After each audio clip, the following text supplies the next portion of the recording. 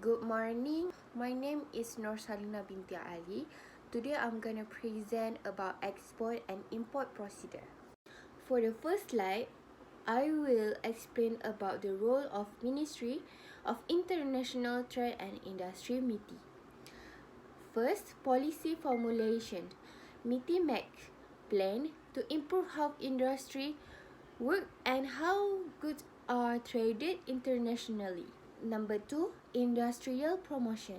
MITI help specific industries grow by giving the incentive like money or tax breaks. Number 3, trade negotiations.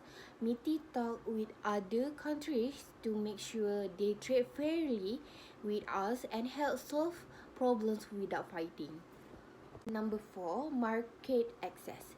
MITI help local companies sell their stuff in other countries by remove obstacles like taxes and quotas. Number 5, investment promotion. MITI encourage foreigner companies to invest in our country by making it easier for them to do business here. 6, technology transfer. MITI help local companies learn from foreigner companies by sharing new technology and skills. 7, monitoring and evaluations. MITI checks if the plans they make are working well and suggests change if needed by looking at data and feedback. Next, I will explain the rules and regulation pertaining to the procedure for export and import activity of MITI. First, licensing and permits. MITI may require licenses or permits for certain goods like firearm, chemicals, or agricultural products for exporters and importers.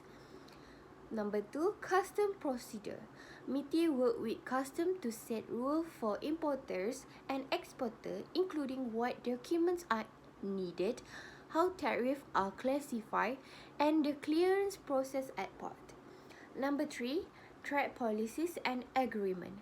MITI makes trade rules and deals with other countries which can affect import-export terms like tariff, quotas, and special trade agreement. Number 4, export promotion. MITI runs programs to boost Malaysian exports globally like trade show and missions to showcase Malaysians' products and services. Number 5, import restriction and tariff. MITI may impose restrictions or tariff on certain imports to protect local industry or balance trade. Importers should know this rule. Number 6, export control. MITI regulates sensitive export to comply with international security agreements requiring permits for restricted items. 7, trade facilitations. MITI help make trade easier by simplifying processes like using electronic system for custom and giving support to traders. Number 8, compliance and enforcement. MITI ensure that importers and exporters follow rules, investigating smuggling, fraud, or violations. Penalties can be imposed for breaking trade law. For the next slide, I will explain the role of the Malaysian Investment Development Authority, MIDA. First, investment promotions. MIDA promotes Malaysia as a great place to invest by highlighting its advantages like its location, infrastructure, skilled workforce, and business-friendly environment. Number 2, facilitating investment. MIDA help investors through the whole process, providing information, advice, and assistance with things like regulations, approvals, licenses, and access to government initiative. Number 3, policy advocacy. MIDA work with others to suggest policies that make Malaysia more attractive for investment, helping to identify and solve problems that investors might face. Number 4, sector focus. MIDA prioritize key sectors for investment such as manufacturing, services, biotechnology and technology aligning with Malaysia's economic goals. Number 5, offering incentive. MIDA administer incentive like tax break and financial aid to make investing in Malaysia more attractive and profitable. Number 6, monitoring impact. MIDA keep track of investment trends, evaluate policy and provide feedback to ensure Malaysia remain competitive and meets its economic goals. Next, I will explain the rule and regulation pertaining to procedure for exporter and importer of MIDA. Number 1, exporter promotion. MIDA helps companies sell their product abroad by giving them money, teaching them how to export and connecting them with overseas markets. Number 2, investment facilitations. MIDA brings foreigner companies to invest in Malaysia, which help Malaysia sell more goods overseas. Number 3, trade promotions. MIDA work with other groups to make Malaysia look good for trade and investment by going to events and meetings. Number 4, regulatory assistance. MIDA help companies follow the rules for exporting and importing stuff. Number 5, industry development. MIDA help important industry in Malaysia grow so they can sell more things to other countries. For the next slide, I will explain the role of the Malaysian Quarantine and Inspection Service, MAQIS. Number 1, biosecurity and disease control.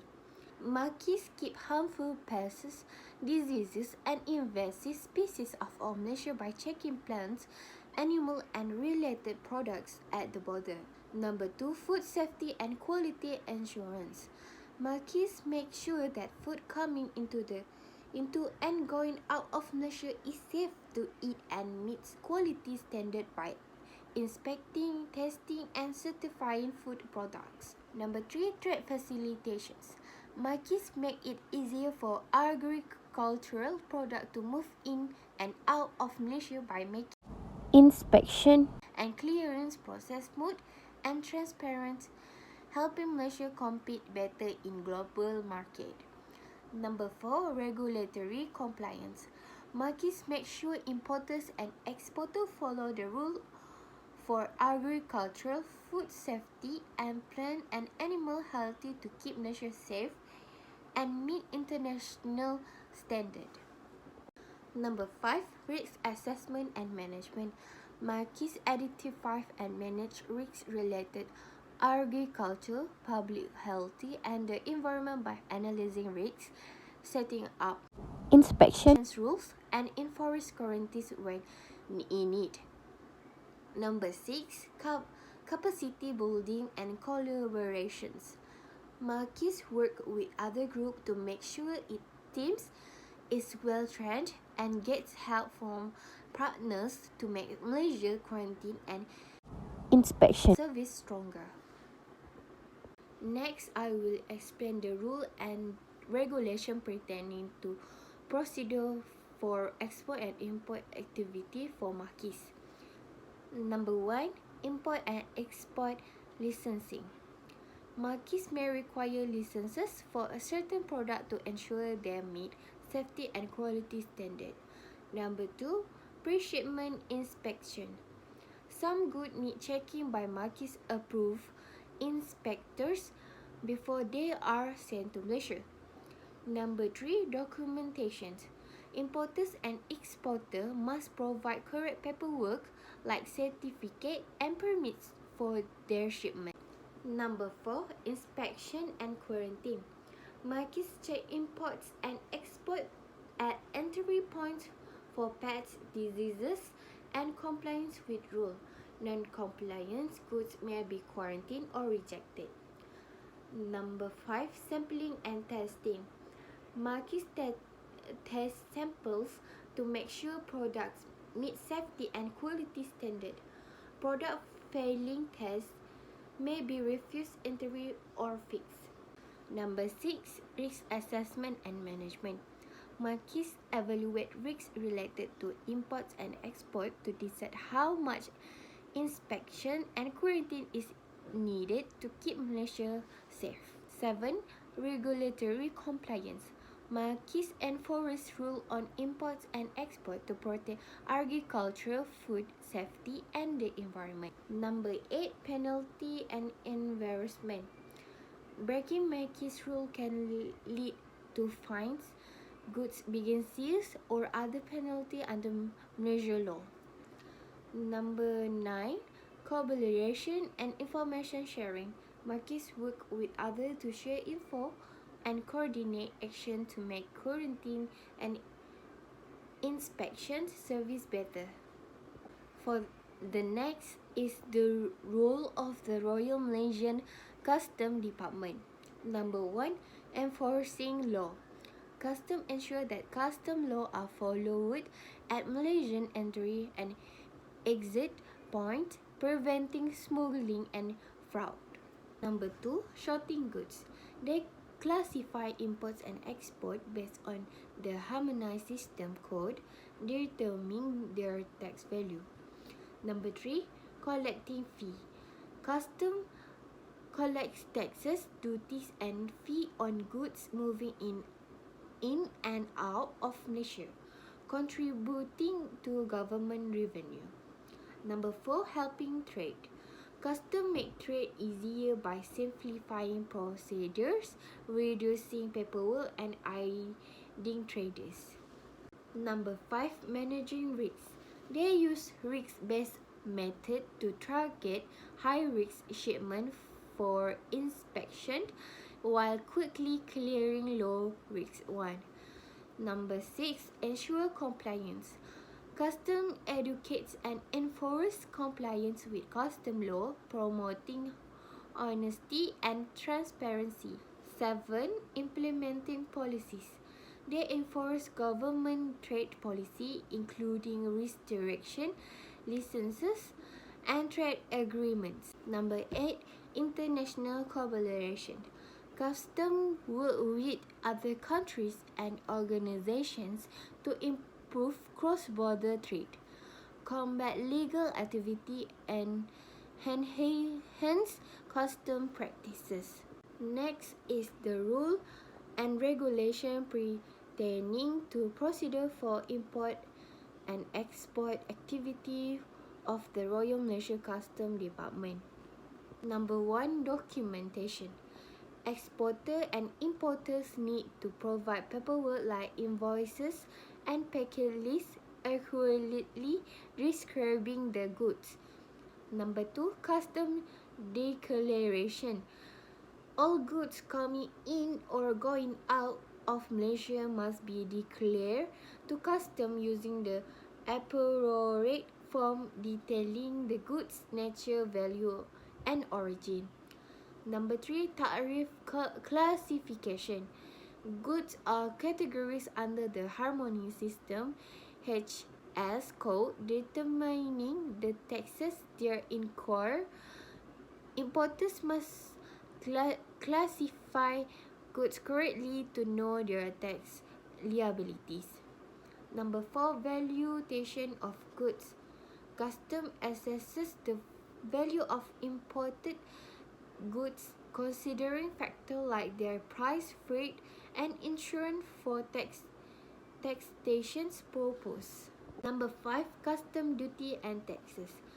Importers pay various fees like custom duty, excise duties, and sale tax on imported goods, which contributes the government revenue. Number 6. Trade restriction and controls. Custom may restrict or ban certain imports or export for reasons like public health or national security. Importers and exporters must comply with this rule. Number 7. Permit and licenses. Some goods require permit or licenses from relevant authorities before they can be imported or exported. Number 8. Custom clearance procedures. Goods must undergo custom clearance, including document verification and payment of duties, before they can enter or leave Malaysia. Number 9. Penalty and enforcement. Not following custom regulations can lead to penalty, fines, or even seize of goods. It's crucial to comply with the rule to avoid legal consequences. Number 10. Electronic custom system. Customs use electronic system like the Custom Declaration System (CDS) to simplify procedures and reduce paperwork, making trade smoother for everyone involved. In conclusion, collaboration among MITI, MIDA, Marquis and the Royal Malaysian Customs Department is vital for smooth export and import activity. MITI set trade policy, MIDA add trade investment, Marquis ensure product safety, and custom enforce regulations. Together, they create a favorable trade environment, boost Malaysia's global competitiveness, and drive economic growth. Continued coordination will enhance efficiency and strengthen success in Malaysian trade endeavours.